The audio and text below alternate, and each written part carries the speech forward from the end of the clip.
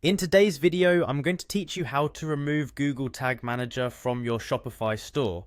Now, if you've previously set up Google Tag Manager on your Shopify site and you're looking to remove it either for privacy reasons or to streamline your site's performance, don't worry, it's a straightforward process. Let's walk through it step by step to ensure you do this correctly and efficiently. First, you'll need to head over to your Shopify admin area. This is the main dashboard where you control all the aspects of your Shopify store. Once you're in, navigate to the left sidebar and click on Online Store. You'll see a drop-down menu.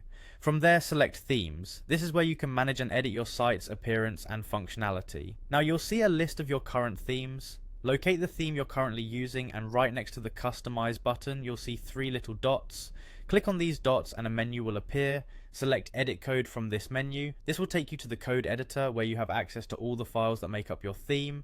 The next step involves searching for the Google Tag Manager script. In the editor, you'll have a list of files on the left side. You're going to be working with the theme.liquid file, so go ahead and click on it to open.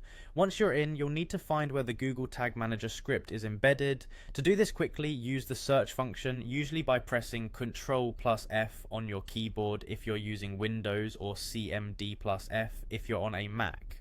Enter Google Tag Manager or simply GTM in the search box. This will highlight any occurrences of the script within that file. After locating the Google Tag Manager script tags, you'll also want to check for any associated comments that might explain the script's purpose or any settings that have been configured with it. If you found the script tags, carefully remove them along with any related comments that might have been left as a reminder or explanation.